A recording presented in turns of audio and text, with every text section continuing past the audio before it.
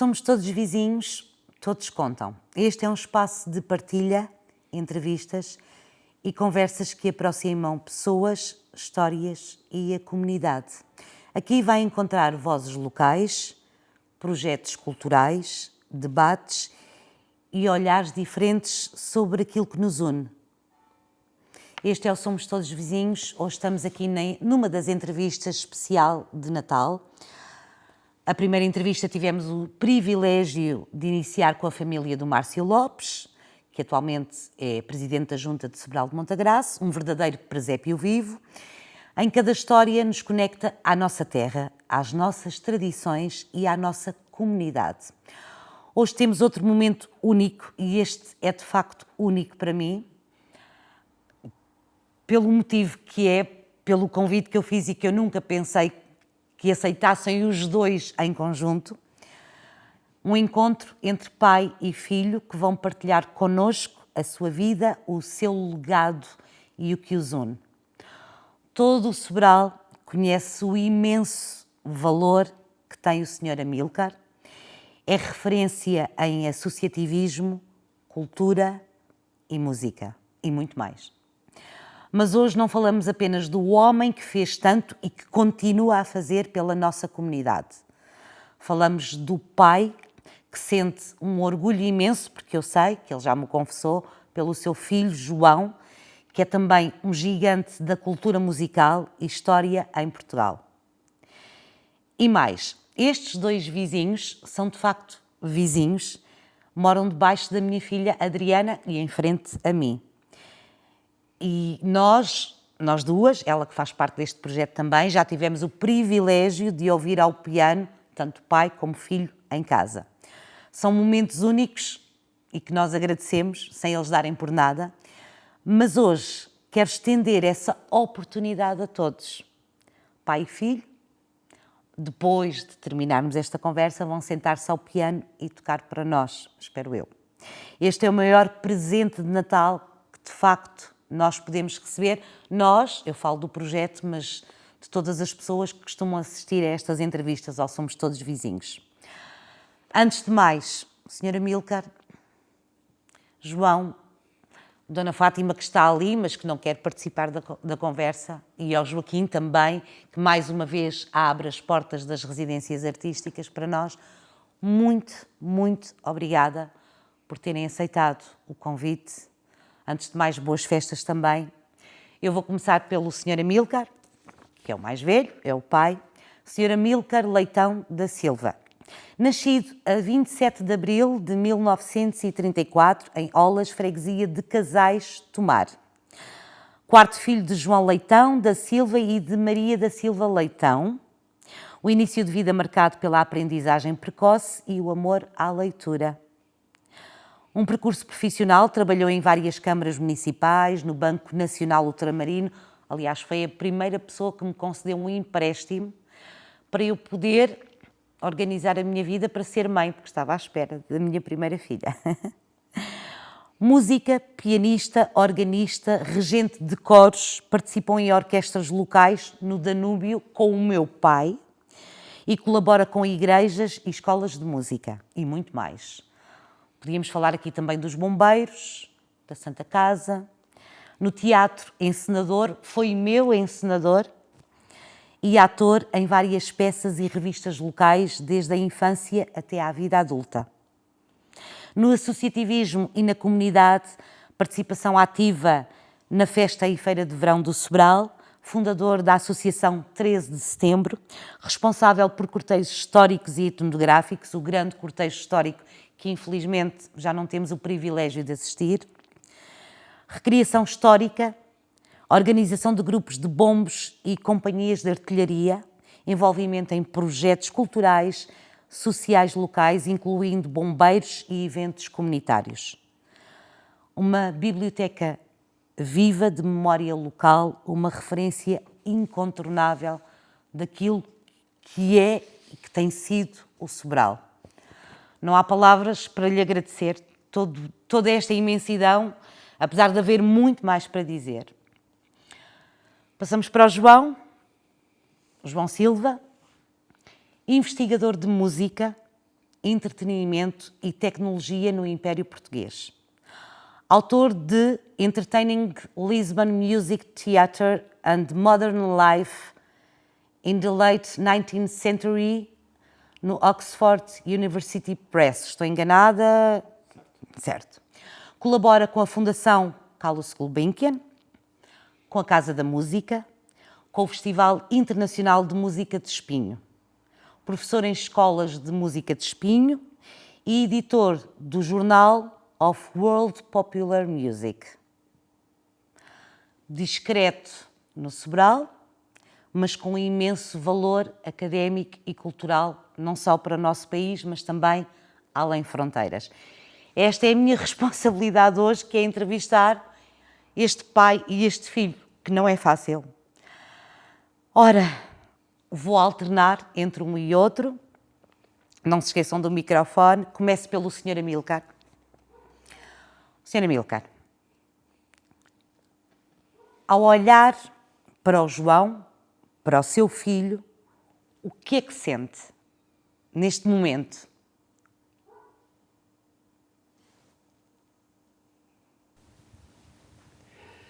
Não é uma pergunta fácil. Sinto muita coisa. Foi uma vida que nós não esperávamos. Porque já estávamos casados há 3 anos e não havia filho nenhum e não havia muitas possibilidades de termos. Depois foi um bebê. Depois começou a crescer e era muito agarrado a nós. Chegou aos 10, começou a ler muito cedo também como eu. Tinha pai 4 ou 5 anos. Leu um programa no café e a gente julgava que tinha sido ouvido alguém ler, mas o meu sogro pôs um jornal ao lado e disse: "Oh, João, lê aqui." E ele leu o jornal. Eu já sabia ler.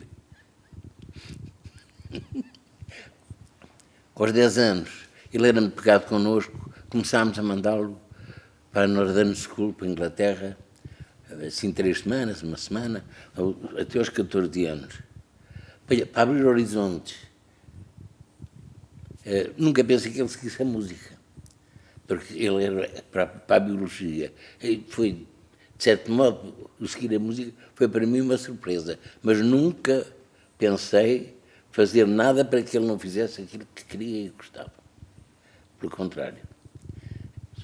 Sempre apoiei todas as coisas dele, inclusive eu tive que fazer mais um ano no liceu por causa das disciplinas que eram precisas para passar para a música, porque ele vinha de ciências. A última viagem que fez, nessa altura, foi para a Universidade de George Washington, para Washington, e com uma semana livre em Nova Iorque. Foi aos 14 anos, depois de ir para a frente, as idades já são diferentes e era outro controle, já não foi mais. Nunca me deu preocupações maior, senão uma vez. Que foi? Estava a mãe à espera dele, ele não aparecia, veio para o Sobral, fomos para Lisboa, telefonei para todo o lado, até que comecei a telefonar para os hospitais. Tinha sido apanhado na rua com uma grande babadeira que os colegas lhe pregaram e estava no Hospital Santa Maria, numa cama, quando eu disse o nome, lá me disseram que lá fomos buscar. Ainda ficou até outro dia. Eles diziam: "Pode levá-lo." Disse: Não, que é para ele aprender. Deixa eu ficar aqui a ver isto tudo. Depois fez o curso sem me dar problemas nenhuns. Teve depois, ainda pensou ir para a escola superior, para a escola de Benfica, como é que se chama aquilo? A escola de magistério primário. Fazer passar já na música. E fez também exame para Coimbra, mas acabou por foi para a Universidade Nova. Fez o curso, fez a licenciatura, fez o mestrado e aconselharam-no a fazer o doutoramento. Ele concorreu a uma bolsa, mas no ano em que ele concorreu, recusaram-lhe. Ele recorreu e ganhou o recurso e foi fazer o doutoramento à Universidade de Newcastle. Fomos lá visitá-lo 3 vezes. Eu posso dizer que praticamente não me deu trabalho nenhum. Eu soube deste seu orgulho, porque uma vez estou encontrei-o no banco do jardim. Que ele fez e com o que ele faz. Muito orgulhoso com o que ele fez e com o que ele faz. E, sobretudo, com uma coisa. Não é daquela gente que precisa que ponha o senhor doutor à frente. Isso, para mim, é o mais importante até. É o João na mesma. É o João na mesma. Eu soube deste seu orgulho e comecei a perceber, porque o João é, de facto, uma pessoa discreta, e porque muitos desconhecem este percurso do João, não é? E eu soube porque o senhor Amílcar estava com um livro do João na mão e chamou-me e disse-me aquilo com um orgulho tão grande que quando me falaram, vamos entrevistar o senhor Amílcar, eu disse, vou entrevistar o senhor Amílcar, mas eu quero entrevistar o pai e o filho, e achei que fazia sentido. Por isso, passamos agora para ti, João, e eu faço a pergunta no inverso. Olhas para o teu pai, o que é que te passa pela cabeça, memórias, aprendizagem, o que é que destacas de todo este legado que o teu pai tem passado? Eu acho que o que passa é precisamente dizer, a quantidade gigantesca de atividades em que ele esteve envolvido, incluindo a música, que acabou por ser... E com tempo sempre para a família. Algo sim. Mas entre bombeiros, entre festas, entre teatro e o trabalho, claro, tudo isso, quer dizer, estamos a falar mesmo de uma vida muito, muito cheia, não é? Quer dizer, e é isso, e com outra coisa, quer dizer, com uma coisa que é o querer fazer bem feito. Essa obsessão perfeccionista é uma coisa que se destaca, acho, em todas as áreas. Acho que isso se nota muito bem. E tu levas o mesmo percurso que ele? És perfeccionista também no que fazes? Tento não ser. Tento não ser. Mas por algum motivo, porque achas que depois o perfeccionismo não nos deixa avançar? É um bloqueio. É um bloqueio? É um bloqueio. Aquela coisa de só entregue quando está perfeito, isso é sinal que nunca, não é? Que nunca. Acho que uma pessoa tem que aprender a lidar com isso e perceber, chega a um ponto em que, pronto, para agora está pronto, vamos ver depois o que é que acontece. Mas tentando sempre fazer o melhor. Sempre. E o teu pai sempre foi essa sim, pessoa. Sim. Ele foi meu encenador, eu cantei no coro com ele e sei que ele é, de facto, uma pessoa exigente. Exigente com ele, exigente com os outros. E por acaso, se calhar, provavelmente, e eu nunca tinha pensado nisto, mas eu sempre fui também muito exigente no meu trabalho. Quer dizer, apesar de eu ser como tu, aceitar que, olha, o que se pode faz e faz-se o melhor que se consegue, sabendo que se pode fazer melhor para a próxima. Mas sim, essa exigência no teu pai é uma marca, isso é de facto. E o que orgulho é que tu sentes, para além dele ser esse perfeccionista, o que é que achas que é o maior legado que ele fez de ti, porque tu acabaste por ser também, ficar ligada à música, que eu acho que o teu pai tem muitos amores na vida. Atenção, mas acho que a música é o maior amor da vida do teu pai, posso estar enganada. Não sei, entre a música e o teatro é muito complicado escolher, mas se calhar a música, mas isso ele saberá melhor que eu. Mas sim, quer dizer, o facto de eu ter seguido o caminho profissional que eu segui, quer dizer, acho que diz alguma coisa, não é? Quer dizer, é mesmo, eu em casa sempre tive piano, sempre tive discos, sempre tive muita coisa, e acho que essa exposição desde cedo, quer dizer, foi determinante, parece. Começaste a tocar piano com o teu pai com que idade? Nem me lembro. Com que idade, senhora Amílcar? 3, 4. 3, 4 anos. 4 anos fazia... O que é que ele fazia? Já fazia o Schumann. O Schumann. O Minueto Paderski. Isso já foi... Ainda não andavas a estudar. Já não me lembro. Ainda não andavas a estudar. Tocavas o Minueto Paderski de cor.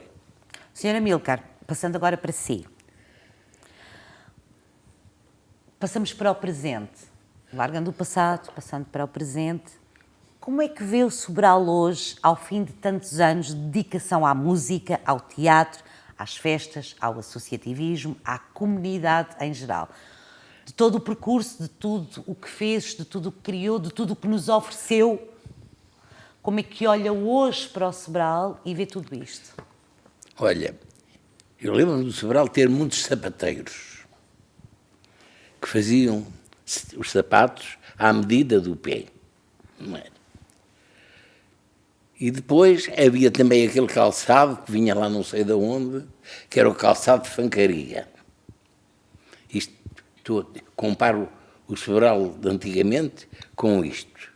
Antigamente faziam sapatos à medida e elegantes e bem feitos para as pessoas subirem. E agora compram-se coisas de fancaria que é para usar e deitar fora. Não acha que a criação de mais associações, o facto de termos mais jovens ligados à arte, à cultura, que não trouxe benefício nenhum? Mais associações, não. O Sobral perdeu por isso. E vou-vos dizer porquê. O Sobral tinha cutileiros que sabiam fazer facas e tudo. Facas, tesouras e tudo. O Sobral tinha sapateiros, muitos, que faziam os tais sapatos bem feitos e os outros que vinham de fancaria eram uma porcaria, não é? Tinha isso tudo. Nunca se juntaram para fazer uma fábrica de sapatos. Mas os homens das facas que aprenderam com o Marcelino, lá em cima na ICL, formaram o ICL e são hoje os maiores das facas. E o Sobral é isso. Cada um quer ter um poleiro. E como cada um quer ter um poleiro, não se faz nada em conjunto. Depois há um corzinho de caca aqui, há outro corzinho de caca ali, há outro corzinho de caca lá, e não se juntam todos para fazer um. E depois há uns que fazem música de uma maneira, e outros fazem de outra, outros fazem de outra, mas não se juntam, a mesma coisa. O Sobral podia ser grande se as pessoas quisessem, mas as pessoas não querem. Tal qual isto é tradição, não se juntam para fazer uma fábrica, não se juntam para fazer nada. Mas para fazer o cinema juntaram-se. Porquê? Porque havia um João Lopes à frente. Ouvi dizer que isto não está aqui, não está de todo aqui, mas contaram-me esta semana que pretendem, e acho que muito bem, que o Sr. Amílcar merece a sua homenagem no Sobral, mas que recusa enquanto o nosso cine-teatro não tiver a homenagem correta. Enquanto o João Lopes não tiver uma homenagem no Sobral. Enquanto o João Lopes não tiver uma homenagem no Sobral. Muito bem. Então, o Sr. Amílcar, terminantemente, recusa qualquer homenagem enquanto não for feita antecipadamente, antes da sua, uma homenagem ao João Lopes. Absolutamente. Muito bem. Apenas fui àquela comemoração do 25 de Abril por ser do 25 de Abril. Mais nada. Porque, enfim, aquilo não foi homenagem nenhuma. Foi uma coisa assim. Eu infelizmente estava doente, não consegui presenciar. O Sr. Amílcar,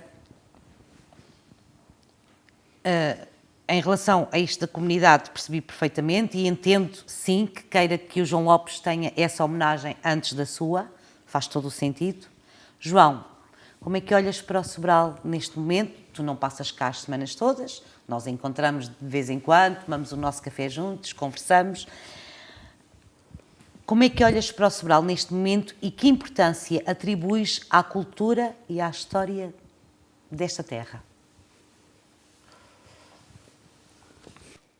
Eu não passo propriamente muito tempo e o tempo passa em muitos casos é a trabalhar em casa, de maneira que se calhar não sou a pessoa indicada para... Sim, mas provavelmente conversas com o teu pai, nós conversamos na rua. Como é que tu olhas para a comunidade, para o Sobral, em termos culturais?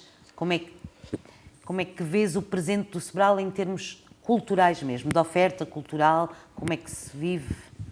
Eu acho que o Sobral padece do problema que muitas terras deste tamanho padecem, onde estão, por um lado, tendo em conta a sua dimensão, isso parece-me claro, e há aqui uma questão que é determinante, que é a proximidade a Lisboa.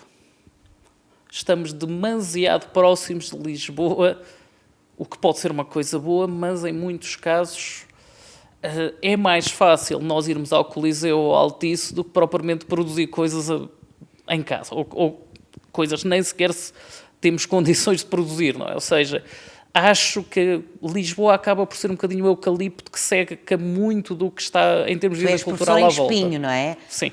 E aí existe uma grande diferença porque não estão próximos de um grande centro, por assim dizer. Estamos a 25 minutos do Porto. Sim, e é uma cidade. Espinho é uma cidade. Mas, ou seja, Lisboa concentra... A área metropolitana de Lisboa são 2 milhões de pessoas, é 1/5 da população do país. Absorve quase todos os recursos, o que também é uma vantagem porque permite programar coisas que mais cidade nenhuma do país pode. Isso parece-me claro, quer dizer, se pensarmos entre CCB, Culturgest, Gulbenkian, mais o Maria Matos, que tem uma programação cultural que também muito, aula magna, aí a classe comercial e mesmo depois os espaços comerciais entre Capitólio, Coliseu, Tivoli e tudo, quer dizer, não sobra muito pouca gente para outras coisas, não é? Se pensarmos nisso. E isso acho que é um problema isso grande. É um problema do Sobral. Achas que... Acho que é um dos problemas complicados, é. E outros? Quer dizer, o outro acho que já foi também relativamente abordado, que é a questão de ser muito difícil criar projetos comunitários numa terra com as características do Sobral. Pode ser que as coisas vão mudando e tudo, mas essa questão de um certo individualismo e de uma certa... Achas que são egos? Que é uma questão de egos? Acho que também é, mas não sei se será só isso. Ainda não pensei o suficiente sobre o assunto para isso. Acho que aparentemente sim, mas é capaz de haver qualquer coisa além disso, parece-me. Parece-me que, não sei, às vezes faz lembrar um bocadinho... o desafio se te convidassem para organizar alguma coisa a nível cultural no Sobral? Depende muito do que fosse. Do que fosse. E do projeto, e de tudo, e do orçamento, e de tudo. Quer dizer, isto no ar é uma coisa, não é? Falarmos no abstrato, mas teria que ser uma coisa que me interessasse muito. Muito. Sra. Amílcar, pode contar-me um pouco da criação desta associação, que marca muito a nossa vila, a 13 de setembro, e o seu papel nos cortejos históricos? Porque, de facto, o cortejo, quando se fala das festas do Sobral, não há, a não ser que a pessoa nunca tenha visto ou que tenha ouvido falar, mas é quase difícil quem não diga, mas que saudades dos cortejos, não é? Como é que foi viver essa criação? Porque a senhora Amílcar foi, de facto, o grande impulsionador do cortejo histórico e depois, mais para a frente, passou de histórico e também histórico e etnográfico. Primeiro, se não estou em erro, estou enganada. Primeiro... Foi etnográfico? É? Não. Primeiro foi histórico. Mas temos que voltar muito para trás, até ao ano de 1912, quando um senhor Matias fez uma proposta à Câmara para se fazer uma festa. Porquê? Porque a festa do Sobral era a 15 de agosto e era uma festa religiosa e juntava muita gente. Tanta gente que a loja que vendia cera para os milagres da Santa, que havia aí, da Santa Aurélia... Esgotava. Vendiam 15 arrobas de cera, de milagres de cera, velas grandes, velas pequenas. 15 arrobas, dizia a Palmira Lopes, que era a mãe do João Lopes. Fez-se a festa, continuou a fazer a Câmara, mas por volta dos anos 39, 40, eu era muito miúdo, houve um ano em que não ia haver festas, porque a Câmara não fazia. Quem é que se meteu nisso? O teu avô Chico Pescal. Que engraçado. Coisas que eu não sabia. O Manuel Rosado, o Joaquim Miranda, e os outros não me lembro, porque eu era muito miúdo. Só sei é que já não havia bandas em parte nenhuma para fazer a festa, estava tudo ocupado. Nesse tempo ainda não havia assim muitas. E então só queriam as do Sul, aquelas boas, nós ainda não tínhamos vindo. E então veio a banda, foi a única vez que a banda da Ribaldeira veio à festa de Sobral, que era o meu tio Manuel da Silva, que era o maestro da banda da Ribaldeira, que ele era professor, mas também regia bandas. E foi muitos anos mestre da banda da Ribaldeira e eles têm lá muita música escrita por ele. E lembro-me disto porque ele foi lá almoçar a casa. E eu era muito miúdo. Ele foi lá almoçar a casa, foi a única vez a primeira vez que eu o vi no Sobral, porque já o tinha visto em casa do meu avô, que nessa altura ainda se dava depois da guerra. E então começou, no ano seguinte, os mesmos que me fizeram uma comissão, essa comissão era ad hoc, juntavam os comerciantes, elegiam um presidente, um secretário, um tesoureiro, vai avançar com as festas. E logo no ano seguinte veio cá o Ferreira com o primeiro arraial. Como devia ser, até aí o arraial era o José Lobato, punha umas lâmpadazinhas de cores, e havia iluminações à veneziana. O que era? Era um vasinho de papel com uma lâmpadazinha dentro, à volta do coreto, e um bocado de festão, e estava a festa feita. Depois da revista, então, o Mário Ramsky pintou uns painéis que depois se penduravam e tinham umas laterais, e a seguir a isso... Já vi essas fotografias. E a seguir a isso é que começaram a vir os arraiais do Ferreira e os outros todos. Eu fui para a comissão com 14 anos. Era quando se podia entrar. Mas fui para a comissão para a parte da quermesse. Entrava-se na quermesse com 14 anos. Da quermesse passei para secretário. De secretário, fui secretário há anos, fui com o José Santos, fui secretário com o Fausto, que foi a seguir.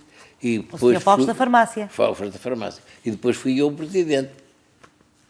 E agora sou o presidente da Assembleia Geral. Como é que nasceu a associação? A associação só nasceu porque o financiamento era feito pela Câmara. Para recebermos subsídios da Câmara, precisávamos ter personalidade jurídica. Para ter personalidade jurídica, tínhamos que ter uma escritura da criação de uma associação. Criámos a associação e pusemos de 13 de setembro. Tem quantos anos já a associação? A associação... agora não me lembro. Já não me lembro que ano foi. Foi nos anos 90, creio eu. Não, ainda foi nos 80. Nos 80, sim. Depois vieram as luzes... Não, isso já passou. Já passámos. Isso já passou tudo. Depois como é que começou a ser? Começou a ser assim. Punha-se um aviso para o comércio todo, no comércio, para as pessoas que quisessem ir a uma reunião para nomear a comissão do ano seguinte.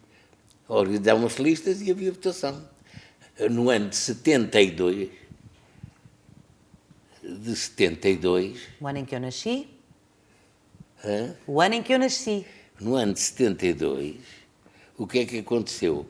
Aconteceu que apareceu uma lista de Zé Duarte, porque eles não queriam as festas como eu queria. Olha, eles queriam as festas como estão agora, com o Vamos Vindimar e essas coisas assim, umas saloiadas. Umas coisas de baixo nível, que era isso é que era bom. E então... Então era uma lista com o Jean Campino, Zé Duarte e companhia. E disseram a todos os amigos deles para irem lá. Claro, eu perdi, tive 2 anos fora. Nesses 2 anos que estive fora, houve um ano que se deu uma coisa muito interessante. Na terça-feira das festas eles tinham a banda de Figueiredo na praça, não tinha ninguém.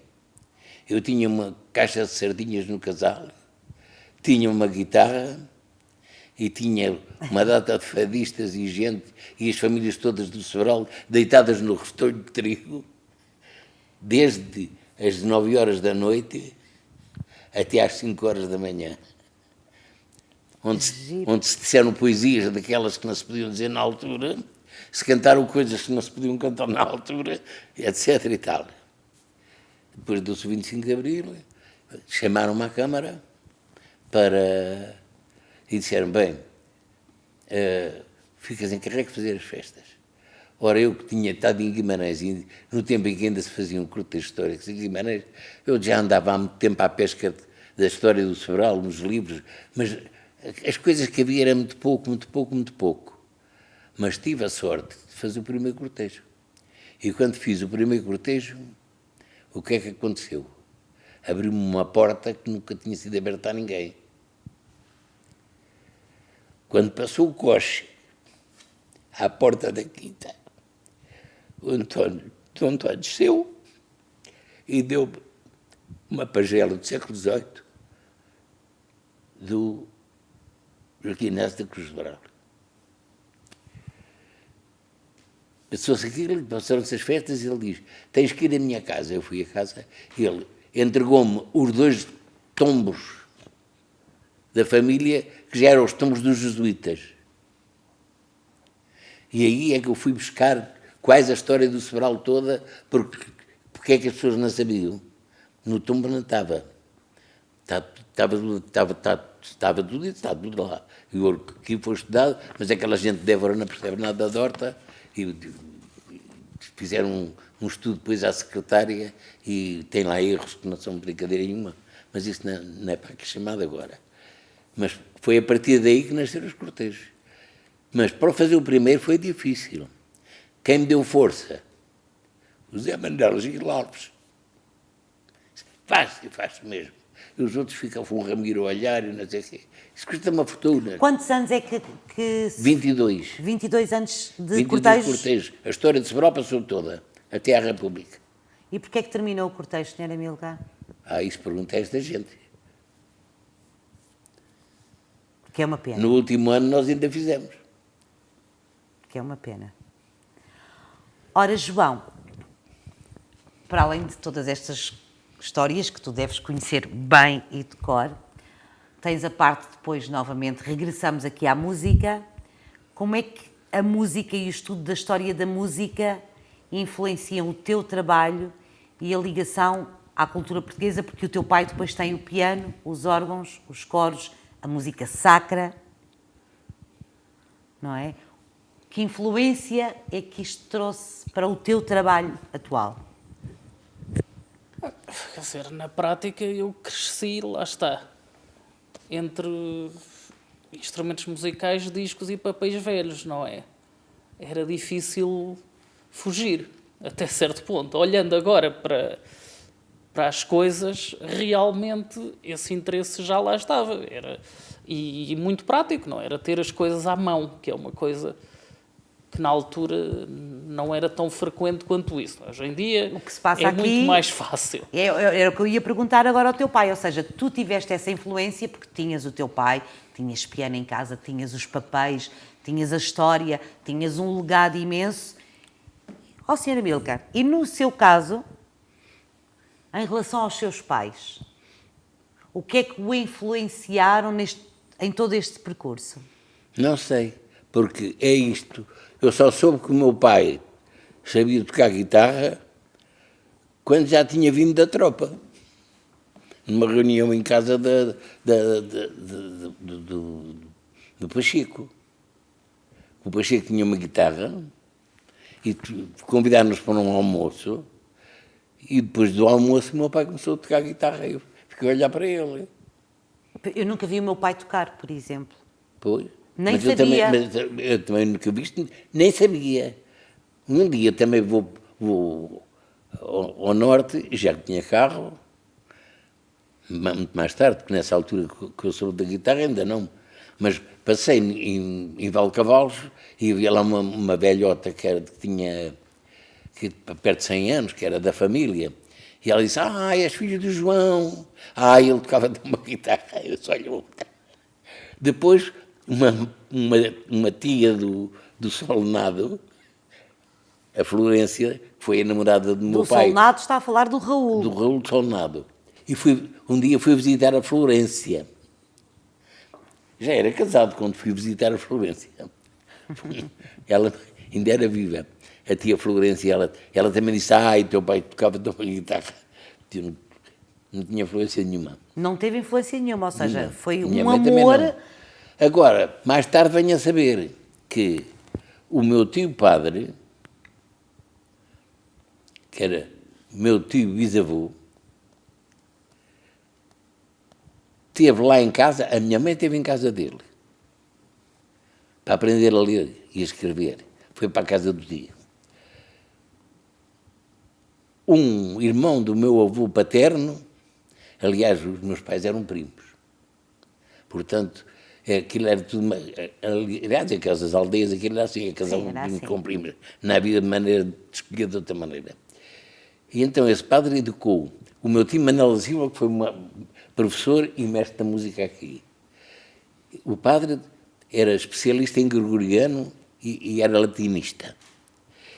E mais, tocava flauta e tocava ocarina, porque tinha sido pastor. Mas aos sobrinhos ensinou todos.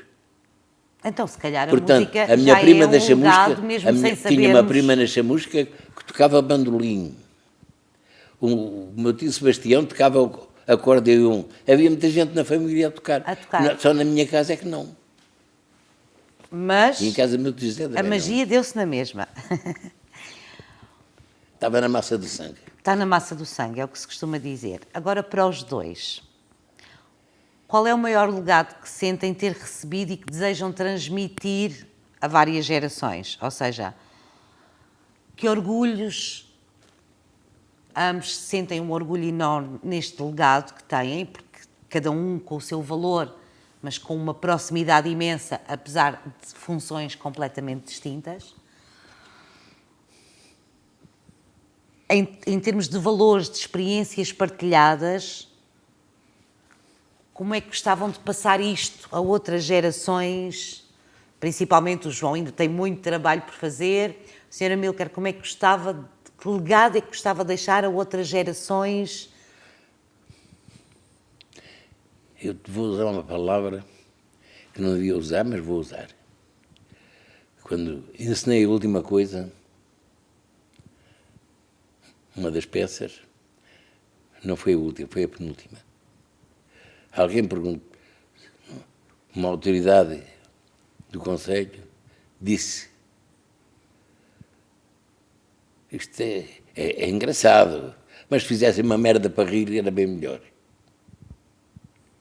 Eu digo que o legado que eu queria deixar é isso: nunca façam nada de que não gostem. Nunca façam nada de que não gostem. Porque não sai bem, não sai bem. João, tens essa ideia? Se puderes dizer, és professor, sim, provavelmente deves ter essa experiência daquilo que te transmites aos teus alunos. Qual é o maior legado que se pode deixar quando se trabalha na arte, na cultura, na música? Que maior conselho é que se pode deixar a alguém?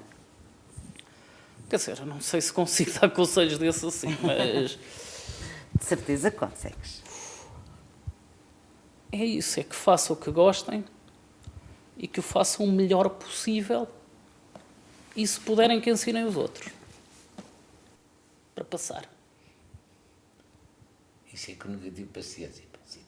Acho que as pessoas deviam ter nascido todas ensinadas. Mas teve que ter paciência, porque tem aqui um exemplo vivo, teve que ensinar alguma coisa ao seu filho para ele ser este enorme talento e ter este reconhecimento nacional e internacional. A Dona Fátima também, ela não quis participar na entrevista, mas de certeza foram uns pais extraordinários. Aguentou muito. Porque têm um filho com uma experiência e com um profissionalismo e com um conhecimento. Foi muito trabalho dela. Ela aguentou muito, eu acredito que sim, com os dois, acredito que sim. Estamos quase a fechar esta entrevista. Eu gostava tanto por mim, ficava aqui a noite inteira e tenho a certeza que as pessoas que estão aqui iam aqui a noite inteira a ouvir-nos, o Sr. Amílcar e o João. Visões para o futuro. João. Era simpático se houvesse mais união na diversidade, chamemos-lhe assim. União na diversidade, em termos... Em geral. Mas se formos culturalmente falando, acho que é uma coisa importante, sim. A diversidade é obviamente essencial, mas se as pessoas não remarem todas mais ou menos para o mesmo lado, não saímos do mesmo sítio. Ou seja, quando nos dispersamos demasiado, que era o que o teu pai estava aqui há bocado a dizer, o que acontece é que cada um ruma para o seu lado e depois não se chega a lado nenhum. É isso. É isso? Torna-se ineficiente. O gasto de energia é o mesmo e pode ser ineficiente, ou seja...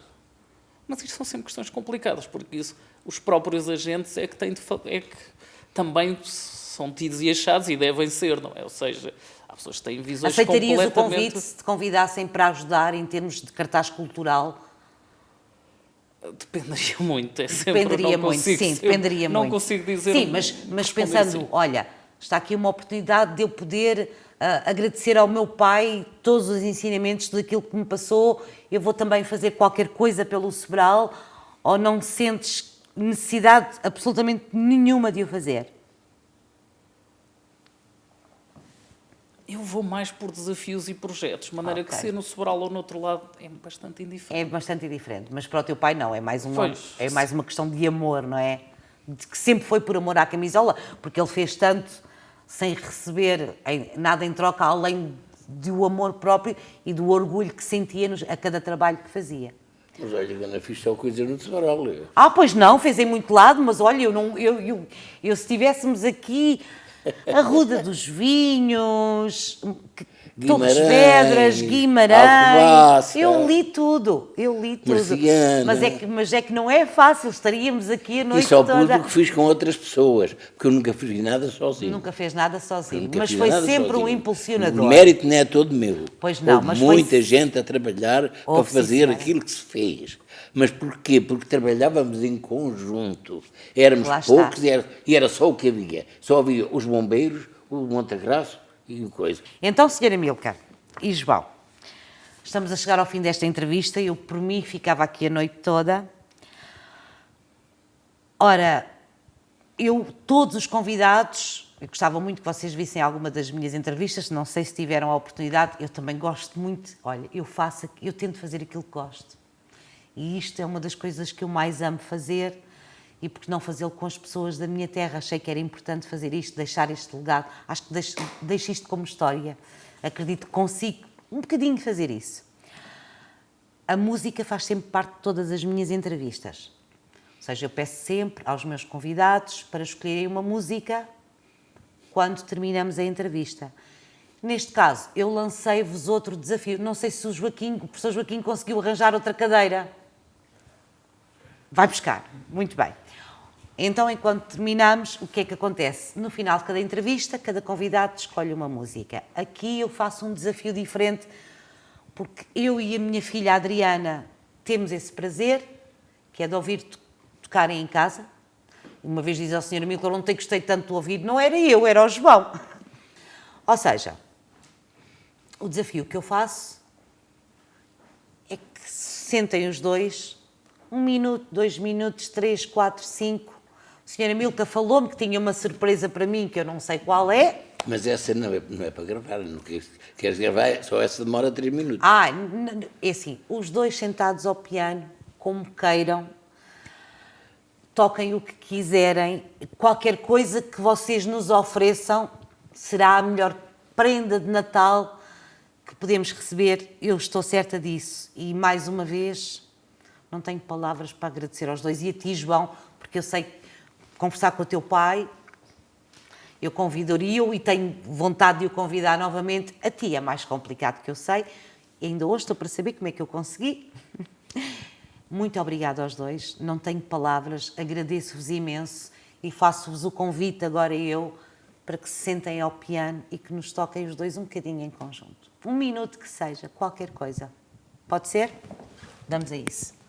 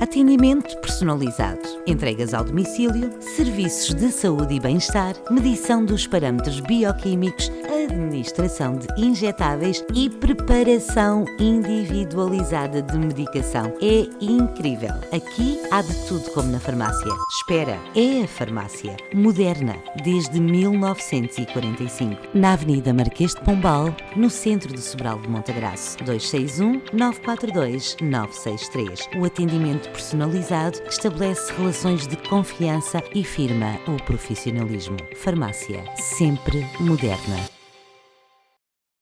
Há 20 anos que a tecnologia faz parte do nosso dia-a-dia. Há 20 anos que a Stormática está ao seu lado. Assistência técnica informática vinda de equipamentos, software de gestão SAS, XD e ZoneSoft e Microsoft 365. Consultoria em telecomunicações e energia, Mel, Vodafone, NOS e EDP. Soluções de rede, segurança, videovigilância e suporte informático a empresas. Stormática. Tecnologia com confiança.